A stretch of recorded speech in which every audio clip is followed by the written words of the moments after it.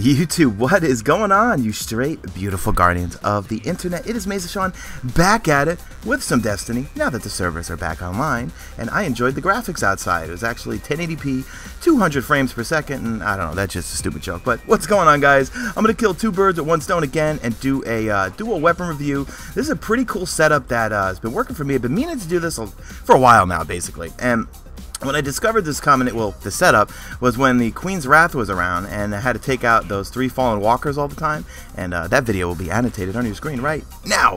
And this is a wonderful combination where this is by far my favorite scout rifle. It's the Cryptic Dweller. Now, this is a dropped one, but we're going to go and compare it to the one you can buy at the tower. Now, I wouldn't say this is better or worse than the Vision of Confluence, because obviously that does elemental damage, so it has a few more purposes, but for an overall kinetic damage scout rifle, I just fell in love with this thing, and I'd gotten at least 4 or 5 drops of the Proxima Centauri. Am I saying that right? I don't even know, because I leveled one of them up early, and I just kept going back to the Cryptic Dweller. It's so accurate. It hits hard once you get it up to 300 attack, and it just feels good, and I love the fire rate on it. So what I like to do is when I'm going in scout mode, I combine this with my icebreaker. So I'm using this to take out these smaller guys and then switch to the icebreaker while I need to take out bigger foes. And also it's great because you switch to the Cryptic Dweller while the icebreaker is regenerating that ammo. And I don't know about you guys, but it's hard for me to use Patience and Time or other sniper rifles because I'm so used to the regen ammo with the icebreaker. Even though it's got its recoil and it is a little quirky, I feel like I can't live with that without that regeneration ammunition. So before we go into the full breakdown of the icebreaker, let's go into the stats of the Cryptic Dweller, and we'll also compare it to the one you can get at the tower. I don't know if there's a difference or not, but as we all know, drops sometimes, well, not sometimes, most of the time have different key to attributes than one you can purchase at the tower from either Crucible or Vanguard. So, in the tower, it's actually sold by, "This is dead orbit, we need your help." Doesn't he always sound like he's going to pass out or something? I don't know. Okay, my Cryptic Dweller, the 2 key attributes are radar stays active while aiming down sight, and also causing damage is going to increase the stability. Hence why when you look at my stability and range compared to their Cryptic Dweller, just because mine's upgraded. But they're basically the same guns, except for the 2 key attributes. The two key attributes on their Cryptic Dweller are going to be if you recover from death, you're going to get some additional ammo, as well as that reload speed is going to increase, and also missing a shot has a chance to return directly to the magazine. So those are 2 pretty cool attributes too, but when you look, I don't show it on screen here, but I went to the stats, basically identical in terms of all the other mods except for those 2. So if you get this gun in a drop, keep it, don't dismantle it. And I didn't mean to offend any Proxima Centauri users out there. I'm sure it's a wonderful gun, I just didn't like it. I go with, as always, the site that's going to least affect my stats. So Zen Moment, that's where the more damage, it increases the stability. That's why it feels so good. Again, fitted stock, another stability upgrade.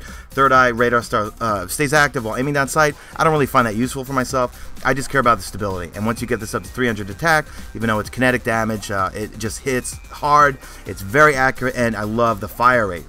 It feels like it fires so fast. And also, let me know, you PvP beasts out there, what scout rifles do you guys like to use in PvP? I didn't dare try to use this thing in PvP. Tried scout rifling a little bit when the Queen's Wrath had that bounty, and I just stink on ice when it comes to using a scout rifle. Always stick with my ARs, but I've been falling in love with using hand cannons lately, ever since I got the Devil You Know and also the Fatebringer. And of course I combine this with the Iggity Icebreaker, and I'm sure everyone's quite familiar with this thing because I hear them constantly going off. I feel like that one week where Xur sold them, everyone bought them, and that was the best purchase I ever made from Xur by far, besides my first service regime. But I'm not going to go too in depth, guys. We'll go over the stats and everything, but go check out Datto's channel. He just did a really killer review on it last week, and also my man Bife, who I'm actually going to be doing weekly commentary how to improve Destiny. So I'm really looking forward to that. Make sure you subscribe to him, Bife. I'll link his channel, and also Datto's video on the icebreaker in the description. But let's jump into the stats. So I have mine at 291, almost at 300. Just got to do one more upgrade on it. But key attributes is your victims will explode, dealing damage next to them. Guys, does that do it in PvP? I wouldn't know. I never use this in PvP, just PvE. And the other attribute is missing a shot, you got a chance to return that ammo directly to the magazine. Now also in the stats, the range is ridiculous on this thing. Rate of fire is not so great. Stability is not so great, but again, got no payback, which you don't have to reload. You just regen ammo. Just give it a couple seconds. I stick with whatever's not going to change my stats. I always go with the field choke. And the next upgrade is going to be mulligan, so a missing shot can actually return back to your magazine, or has a chance to.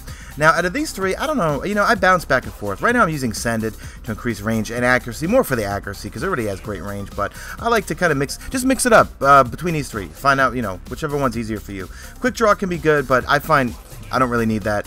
Next one is Icebreaker, which is obviously your enemies will explode, dealing damage next to them. That's very, very useful in PVE all the time with, say, some of the captains and some of the level 20s. If right when they die and explode, if there's a couple of dregs or thralls next to them, boom, they explode.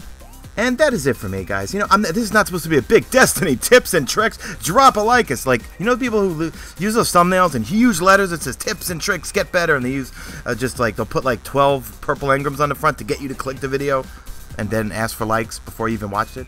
And this is just a cool setup. I like it. Think you might find it useful. That's what all my videos are. Just stuff I like to use, and hopefully you guys get something out of it. I don't know. I get more out of my comment section than I think most people, because you guys actually dictate where I go on this channel. And I'm in babble mode, so that's it. Follow me on Twitter at MesaSean. Drop a like in this video if you see fit.